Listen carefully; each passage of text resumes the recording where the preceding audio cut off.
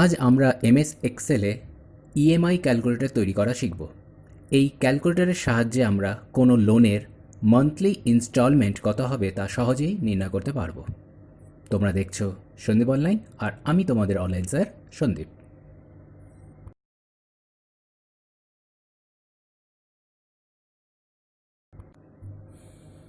প্রথমেই আমরা এক্সেল অ্যাপ্লিকেশনটি ওপেন করব।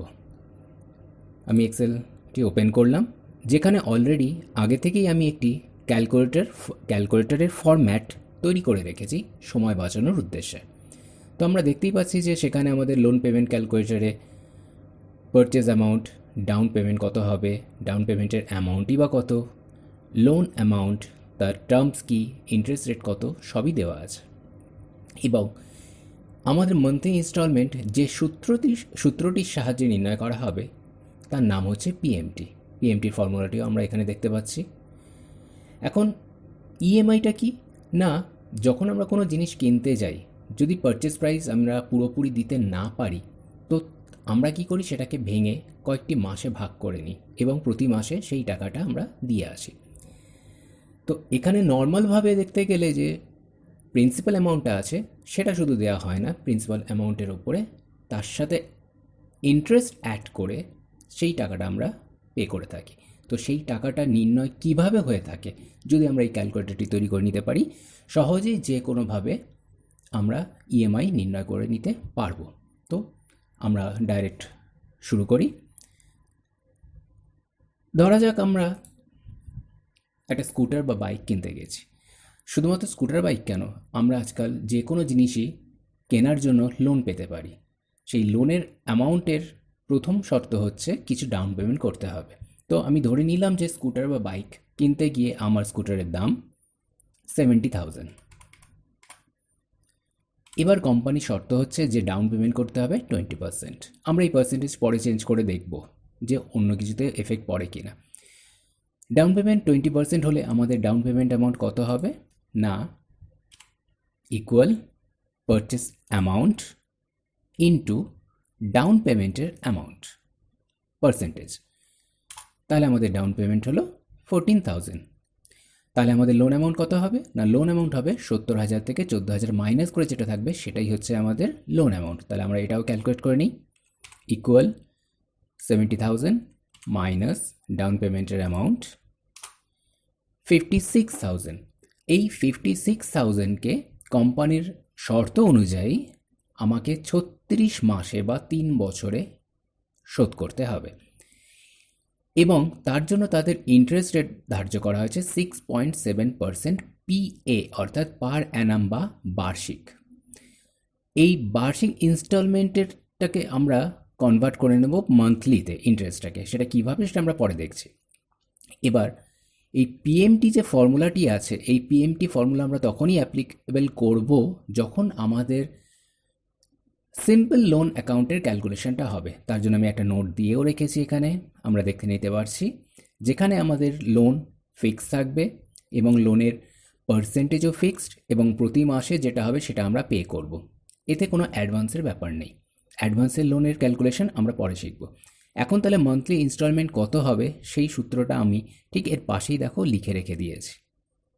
এইটাকে আমরা ফলো করে এখানে আমরা পুট করব। তো প্রথমে হচ্ছে equal PMT, first bracket open. এবার বলা আছে rate of interest divided by 12। Rate of interest মানে কত না 6.7%। এটাকে আমরা ভাগ করব 12 দিয়ে, কারণ এটা ছিল 1 বছরের। এটাকে আমরা ভাগ করলে 12 দিয়ে, 12 মাস দিয়ে ভাগ করলে তবেই আমি 1 মাসের পাবো, তাই জন্য এটাকে 12 দিয়ে ভাগ করলাম। এবার একটা আমরা কমা দেব।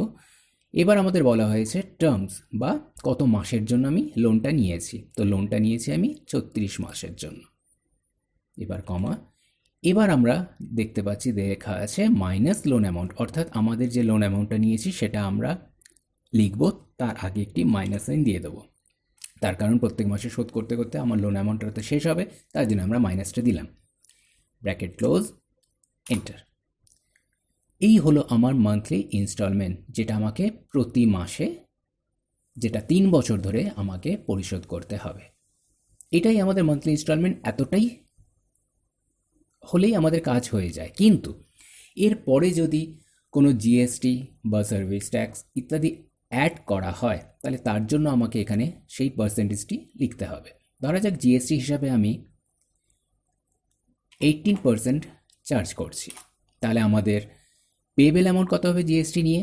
পেবেল অ্যামাউন্ট হবে equal monthly instalment plus monthly ইনস্টলমেন্টের উপরে 18%। তাহলে আমাদের মান্থলি পেমেন্ট হচ্ছে 2031 টাকা, যে অ্যামাউন্ট আমরা সামনে দেখতে পাচ্ছি।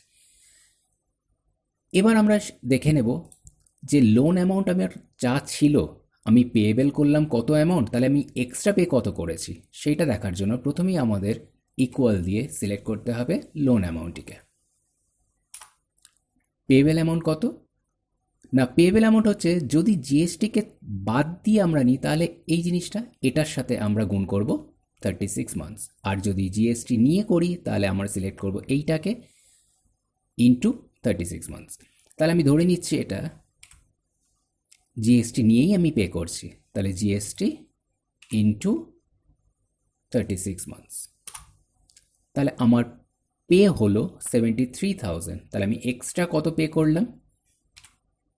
Payable amount minus 56,000 loan amount, 17,127 টাকা 5 পয়সা আমি এক্সট্রা পে করেছি 56,000 লোনের এগেনস্টে। তাই এই ছিলই আমাদের ইএমআই ক্যালকুলেটর তৈরি করা।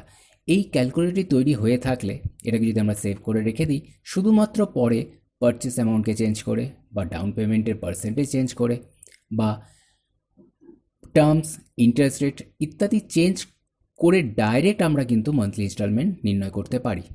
জিএসটিও আমরা চেঞ্জ করে দিতে পারি। আমরা সেটা দেখে নিই। ধরা যাক আমি এবার একটা জিনিস কিনতে চলেছি যার দাম ধরা যাক 30,000 টাকা, তো আমি এখানে পুট করলাম 30,000। সঙ্গে সঙ্গে দেখো নিজে থেকেই ক্যালকুলেট হয়ে গেল সমস্ত কিছু, আমাকে আর কিছু চেঞ্জ করতে হয়নি। এখন যদি বলা হতো এটা যে 36 মাস মানে 3 বছরে না করে 2 বছরে করতে হবে, তাহলে আমাদেরকে এখানে লিখতে হবে 24 মান্থস। তাহলে 24 মান্থস হলে আমাদের মান্থলি ইনস্টলমেন্ট বেড়ে গেল। যদি ইন্টারেস্ট রেট চেঞ্জ হয়, ধরা যাক আমার 2 বছরের জন্য ওরা নিচ্ছে 7.6%, সেটার ক্ষেত্রেও দেখো আমরা ইএমআই কত হবে সেটা আমরা পেয়ে গেলাম। তাহলে এই ছিল আজকের বিষয়বস্তু, কিভাবে ইএমআই ক্যালকুলেটর তৈরি করা যায় এমএস এক্সেলে। আশা করি তোমরা ব্যাপারটিকে বুঝতে পেরেছো এবং এটি তোমাদের কাজে লাগাতে পারবে। তাহলে আজকের জন্য এতটাই, আবার আমি হাজির হব নেক্সট কোনো ইন্টারেস্টিং ভিডিও নিয়ে।